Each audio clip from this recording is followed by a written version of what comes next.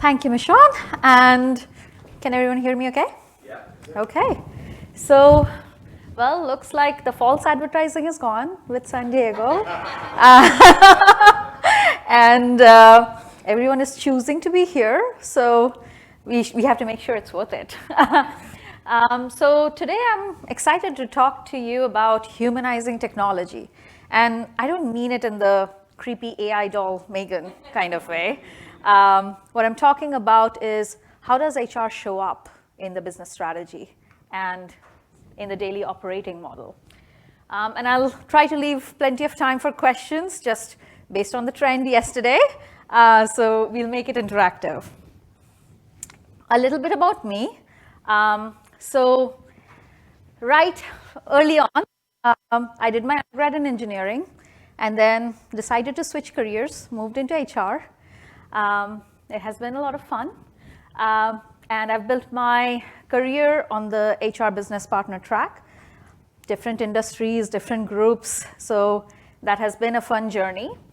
And pretty much the way I approach things back then, I think like I was quite wise back then for just being open to options, not limiting myself to box, based on whatever discipline or area I was in at that moment, to really keep an open mind. And pretty much that's how I operate. I love looking at different functions, disciplines, what's happening. And pretty much as you'll see in the session here today as well, that's what I'll try to draw in from on what are others doing that we as an HR function can learn from and benefit. And in terms of my current role, it's a mouthful, so bear with me. I lead HR for global wealth management technology and engineering and architecture practices across the personal banking and wealth management sector at Citigroup. And in terms of my personal passion projects that keep me motivated for purpose-driven impact, I launched a community network last year, unveiled, Bridging the Gap to Sponsorship. I can talk forever about it if anyone wants to know what that means, and the research behind it. And I volunteer at a nonprofit called Imagine, a Center for Coping with Loss. Now, if I have to boil it down all to one sentence, I love solving unique challenges. I get energized about connecting the dots in a cross-functional way that accelerate innovation and really maximize human potential. So in recent years, I feel like we are always talking about future of work. And it's a different future that we are talking about. But what does that mean? If you think about the evolution that we have seen from internet, and yes, I know it's tough to imagine a world where we got work done without email, without online connectivity, but I've heard it happen. Right from that time to, we're talking about Internet of Things, AI, machine learning, metaverse, ChatGPT, so many different things. But if you think about all of those things that happened, and I'm sure will continue to happen, there's something that we always need. People. Yes, the skills we need might change, but we always need a skill set. No matter how many times with every disruption, people are saying, oh, humans are going away. Doesn't happen.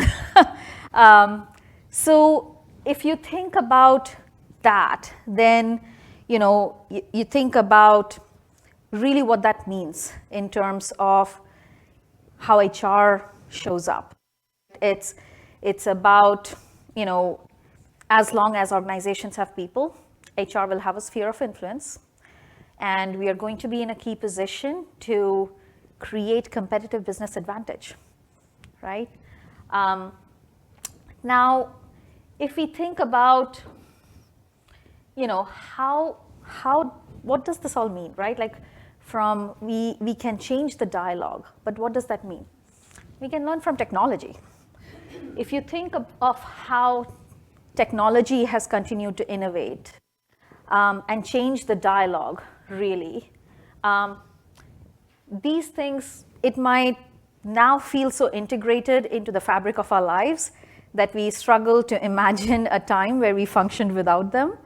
But it was in these moments of disruption that technology changed the dialogue about what can happen, and as a result, our expectation of what we want.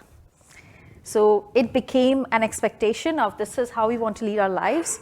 So that's really where I think HR also needs to think about how we innovate, how we become more agile, how we change the dialogue. Now, if you think about how does HR fit into all of this, we are connecting the dots across the entire ecosystem. I think it's pretty amazing. It feels pretty amazing if you think about it. Externally, we are attracting talent. We are benchmarking to ensure competitiveness for our organizations. We are reskilling, upskilling talent. It's right from looking at our entry-level talent right through to the C-suite.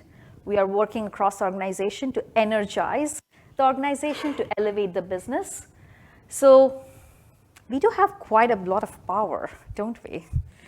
But drawing from the wisdom of Spider-Man, with great power comes great responsibility.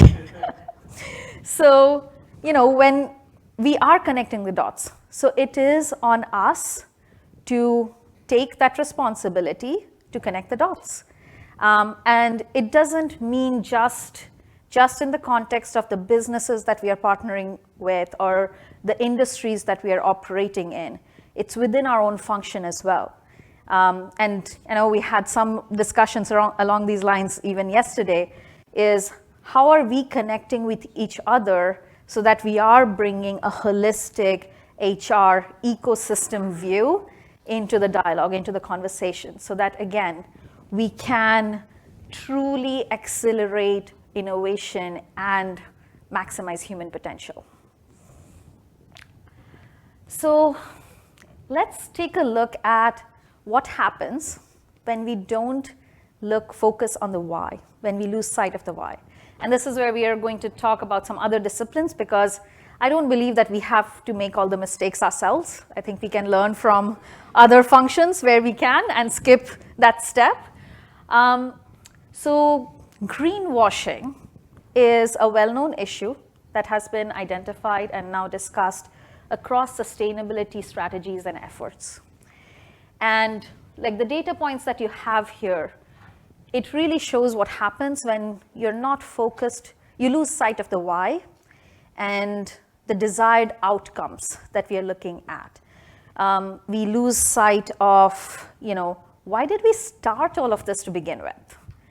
Why did we start talking about sustainability? Why did we want to have, sustainability boards in organizations or ESG departments? And I think it's really fascinating because, so greenwashing is really when organizations become more focused about, spending their time and money on marketing themselves as environmentally friendly versus actually doing the work to minimize their negative environmental impact. So that's where it kind of, there's this whole, everyone understands, customer has this expectation that you're sustainable. Yet, all these, and these are some surveys that were done recently, studies across the globe. In EU, like over 200 labels that claim to be eco-friendly, when they kind of dug into it, they really did not have any strong processes to test their eco-friendliness. So they're marketing themselves. But that's the thing, when you dig into it, you start to see how they're losing sight of the why. Again, now how do we ensure that we don't do that? Again, continuing on the theme with the sustainability, it's about connecting your why to your what. and making sure that you are being very targeted, very focused on that, so that you're always, that what is bringing you back to the why. Now, when it comes to sustainability, textile industry is one of the biggest polluters on the environment. And one of the reasons is their primary metric is cradle to gate. What does that mean? It's measuring the impact, the carbon footprint, the environmental impact of the product from raw materials, manufacturing, getting in the store. But when we are talking about environmental impact, we are not talking about getting it in the store. We are talking about it's much broader than that, right?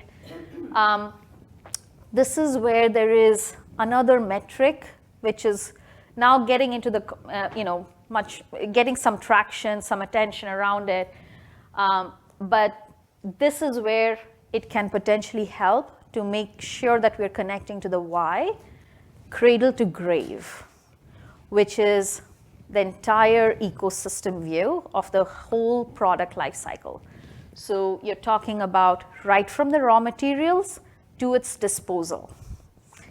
So that's where, I think, again, I find this quite fascinating, and an example that we can, again, when we are looking at data and what metrics, how do we want to measure ourselves, these are some of the pitfalls that we can avoid to make sure, again, we are keeping our focus on why we are doing this to begin with. So when we think about, what, why, a key connecting point is how. How do we do it? We come up with measures, we come up with the why, but how do we do it? So this is where I think the approach we can use is shift left. And I'm not making a political statement here.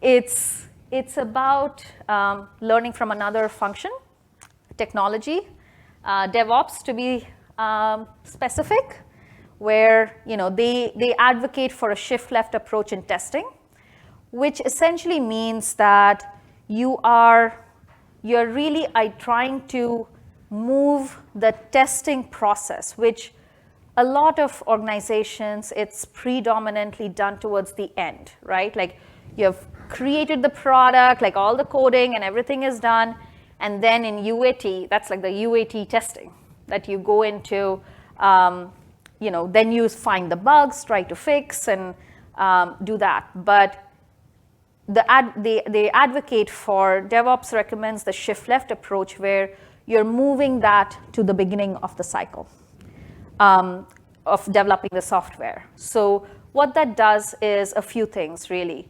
One, you are identifying issues early, which is really much cheaper to fix. You are tackling them before they snowball into bigger issues. And it also improves collaboration, because the earlier you are in the process, the more people can do this. My work is done. They can't do that. So you have to collaborate much more. So really, when we think of translating it to, again, our function as well, is how are we looking at, like any organization, if you think of across industries, we are going through some sort of transformation, innovation, digital transformation, industries, geographies, functions, whatever, everyone is focused on transformation.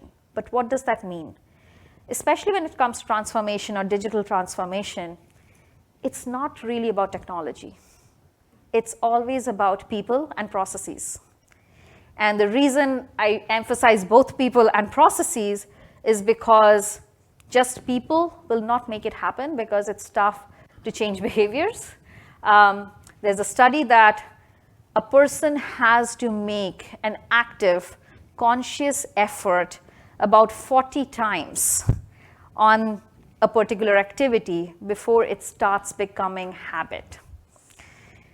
And that's when they really want to change. So that's why we have to embed it in the operating model. And there's this whole kind of conversation about culture and all these different concepts around culture. And what I struggle with when it's almost like separated from the operating model. Like people talk about well-being and they're talking about, oh, I'm so glad, like I was able to take a mental health day, or I'm going for yoga. That's not well-being. It's like, how do you incorporate? That will not fix your burnout. That will not prevent you from getting burnt out. So it's, what I always advocate for is, let's not do culture on its tab. Let's kind of look at how are we embedding culture in our dashboards. If you're talking about psychological safety, for instance, are we, when something goes amber, how many people are chasing 10 different people on give me an explanation of why this is amber? And it's really, you have to justify that, okay, how can we get it to green? And I get, like, there are things that we definitely need to keep an eye on, but it's things like that. It's like, where are you seeing the workflow and how it's showing up in that day-to-day? So it's like balancing between like the design thinking and the systems thinking, right? So that's why I think like the shift left approach, it can help us with quite a few things. So it improves efficiency, first of all. It will help us speed up delivery because, again, it's cheaper and faster to fix early on in the process. And it can help with time to market, like that. Why DevOps recommends it. And as I said, it enhances collaboration because early on in the process, people cannot really remove their own accountability from their piece of the work. Now, talking about the human aspect. Again, every organization is talking about innovation and transformation. But how do we translate it into the human experience? And that's where I think there are 4 simple things that we can focus on. Purpose. What is our why? Why are we doing this? And being very clear and simple about it, because I think, again, like I believe in in Einstein's wisdom. If you can't explain it to a 6-year-old, you probably don't understand it well yourself. So it's kind of how are we explaining our why, so that regardless of where people are in the organization, whatever level they are at, they are clear on the direction, and they are clear on how can I raise my hand to focus on our why, to keep moving us in that direction. Clarity of our own identity. Who are we in context in relation to others in the organization? Whether it's business, other HR functions, whether we are in the business partner, L&D, talent acquisition, like whatever function you're in, who are we in context of others? How can we help others succeed? And I think this is where, I don't know if people are familiar with Simon Sinek. He's a motivational speaker. There's something that he says, like pretty much any interview, any podcast that you listen to, this is one statement I've seen that he makes consistently, is, if you go to, a bookstore, there is an entire pretty large section about self-help, but there isn't a section for help others.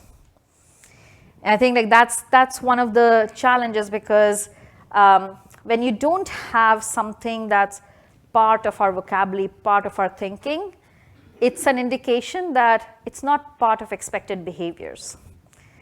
And that's where we have to keep, again, great power, great responsibility. We are the connectors, so how do we really understand our own identity in relation to others and helping others succeed. Being honest about barriers. I get it, like there is the whole inspiration piece where you really want to get everyone energized and, kind of beating like a drum beat across the organization. Everyone is moving in that same direction. But the reality is, if you're not being honest about the workflow and where there is friction, where it's conflicting with your vision and tackling them, people are just going to disengage because you're not helping them get to that vision. So it's really important to be honest about those barriers that you have and tackling them. And then really measures. Because measures are an indication of what we value. What are we paying attention to? This is a story because measures are tied to incentives. So what are we incentivizing? And there's an interesting story. So a town in Italy, they had a snake outbreak. And the policymakers, they thought, you know what? We are going to offer rewards to people for killing snakes. And that's going to solve our problem. This is where people underestimate the complexity of human psychology. So what people started doing was they started breeding snakes and then killing them and then collecting rewards, which did not solve the problem. So that's why when we think about measures, it's very important because one of the things is we have so much data, and it can be fascinating to look at all those data sets and like, what is it telling us? But we have to be, when we talk about like categorization of metrics, we have to be very clear on our, like the first level priority metrics have to have that clear line drawn connecting to the why, because that's what we are saying that we value, we are incentivizing. And it has to be tied to, we have to incentivize the right things. Now, it's all good about ideas, but as we know, ideas are only as good as their execution. So again, kind of just drawing it back to what are some of the things, as I said, simplify your why. What is your business value proposition? Why should we care? Why should anyone care? What's the competitive advantage that we are trying to achieve? And that's where, it's why should our clients want this new product over the current one? Why should our team spend time building it and getting energized about it? So we have to be very clear and simple. And again, it's not about the technology that, oh, this is the shiny new technology that we want, and that's why we are doing this. No, there has to be something more meaningful. That human aspect needs to be there that resonates. As I said, shift left. And, bring it down to as fundamental a level as you can. Fix the basics. Fix your processes. How are you integrating everything into the way work happens? So that it's tough for people to point to, oh, this is an HR thing. This is like what we are doing for culture. Right? They shouldn't even be able to, separate it. It should be that integrated into the workflow. Again, be the connectors. We are connecting the entire organization, the ecosystem, that we are looking at. So that's really important for us to keep that in mind. Again, not just with the business, but across our own function.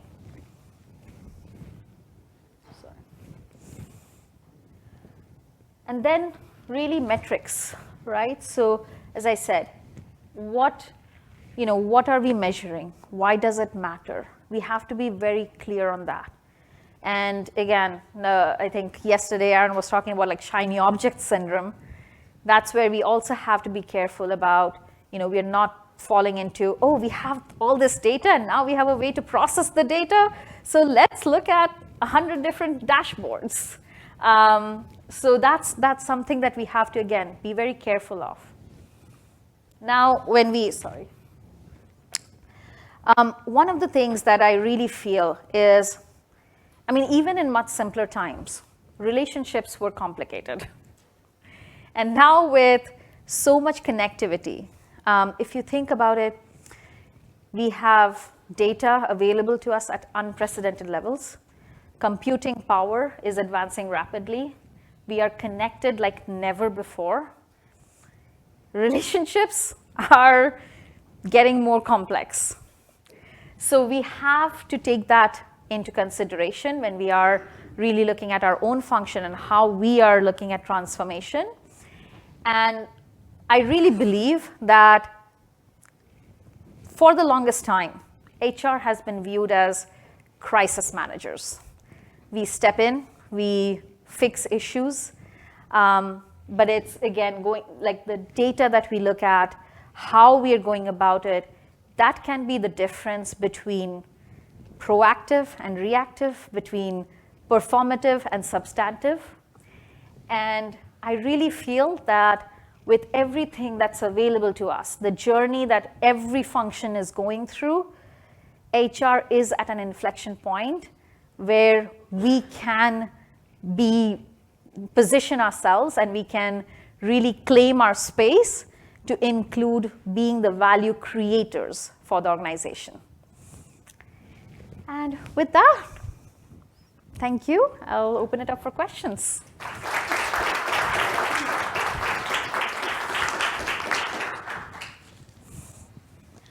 Any questions? Here in the back. Behind you. Thank you. Thank you for the presentation. Very good. Talking about transformation, my question is how to best execute it. You mentioned friction. Many times the friction we perceive is sort of connected to a resistance to change. Not because people don't want to change, but many times because of the conflict of having to perform the day-to-day job. So it's like a business as usual competing with transformation or thinking about the future. In terms of a governance model, how to best execute transformation? Should we have a specific transformation office inside HR, or should each one of the subject matter experts have their own, let's say, leadership on transformation? I think that's a great point in terms of how do we, I think when we talk about change, it's how we are executing on it, right? Like, because when Facebook launched, no one pushed back on that. TikTok, no one pushed back on that. People are adopting. So I think it's how you are talking about that change and how easy you are making it for people to engage. And that's why, like I'm saying, fix the basics, because if you keep focusing on that vision, but you're not going down to where is friction showing up, and having a way to bubble it up and tackle it. Because, and that's why, I think one of the biggest disconnects that I see often is people are so focused on that idea, that vision, and they almost kind of don't want to believe that magically everything changes in the workflow, right? But that's not the reality. I think it's being honest about where friction is showing up, and it can, from where a transformation office needs to sit, I think we can make an argument either way, whether it should be in HR, outside HR, but I think the important piece is, are we getting the right stakeholders in? Who can, and are we gathering the feedback the right way from the right people? Because a lot of times where people get really buried are the more junior level talent, because they are just trying to tackle all these different people that that are coming at them, and they don't feel empowered enough to actually change the process or push back that I'm not doing that because you know what, our CEO said that this is the vision. So I think that that's where we have to have that recognition that things are not magically changing overnight. And we have to go back and fix our basics. Does that help? Thanks. Yeah. Hi, I'm from the conference down the hall. Welcome. I come in peace. At the other end of the hall, they're talking about digital transformation as well. A lot of the same, almost the exact same presentation has been given a couple of times. So I am curious about the slide where you talked about identity and outcomes, because there is a perception on both ends of the hall where sometimes you're trying to get something done where at times the application that somebody owns becomes their identity. You know, the other end of the hall is trying to get pay stubs and time off summaries or something like that, just as little cards on intranets. And there's a perception that, well, we can't get the Workday guy to, or girl or woman, the Workday person, thank you, the HR conference, to release the information because to some extent their identity has become, it must be inside Workday. How, in this larger framework, do you separate I own application from identity? Because especially, because I'm pretty sure all of them have digital transformation offices too at the other end of their halls, of your halls over here. So I think that it's about the language that we use. So to your point, when we are talking about whatever it is, right? Like we have to change the way we talk about these solutions, or what we're talking about, like recommendations. It's not that I recommend. It's, you know, let's talk about, this is the problem statement. What are we looking at? What are some of the options that we could consider? How does this tie to, you know, our desired outcome? I think it's when you start removing, I recommend this, or I think that this is, it starts kind of removing that, the attachment from the solution that we are looking at. It takes time, but I think that that's how you have to make a conscious effort, and that can be, you know, how the person who's facilitating the forum, right? So if you have, say, a governance forum where, again, you're tracking your decisions, right? So you have to be very clear on whoever is kind of documenting that is you are starting with the problem statement, you're looking at options, and it's kind of removed from the individual identity of the people, and it's very focused on how will this help us get to that desired outcome. And one of the things is, like, again, going back to the stakeholders and making those connections across different groups is how can we all come together? And because at the end of the day, it's about like how you're talking about it, because you, like the purpose, we are all trying to go at like a larger organizational purpose. We might be speaking about it differently, but you have to be able to boil it down to we all want the same thing. It's like we are coming at it with different perspectives. So I think how do you have productive conflict? How do you remove that personalization of the discussion and focus on we are all part of this organization. We want what's best for the organization. This is our purpose. This is our desired outcome. These are the options that tie to the desired outcome. So it's a subtle difference, but it's the language I've seen. Once you start shifting that language, that can then focus on let's brainstorm versus this is my application, and you know, no matter how outdated it is, we cannot sunset it because this is my identity.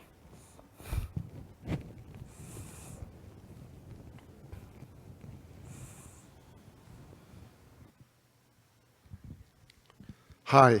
Thank you for sharing your thoughts around the what and the why.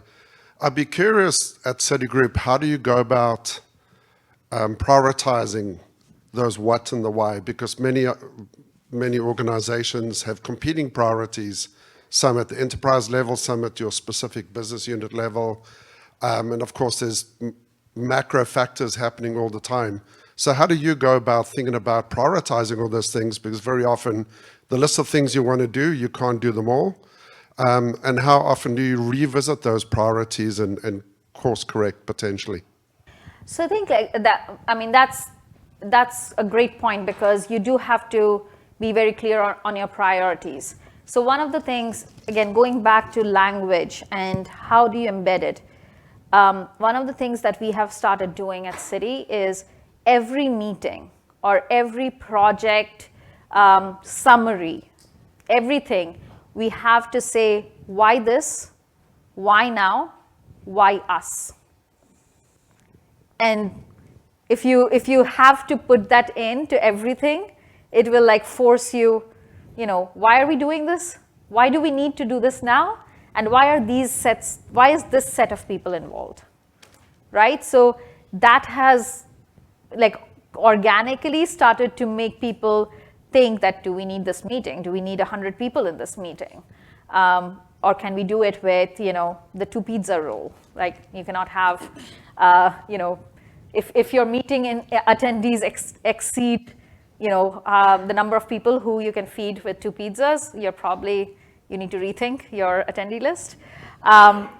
So it's really kind of how simple things like that, it starts to change behavior, and it starts to kind of bring it down to, obviously there's the whole kind of the higher level purpose, like, and you, at the end of the day, it's about money. Where can you spend money? And those are things that help with that objectivity of, we just don't have budget to do this.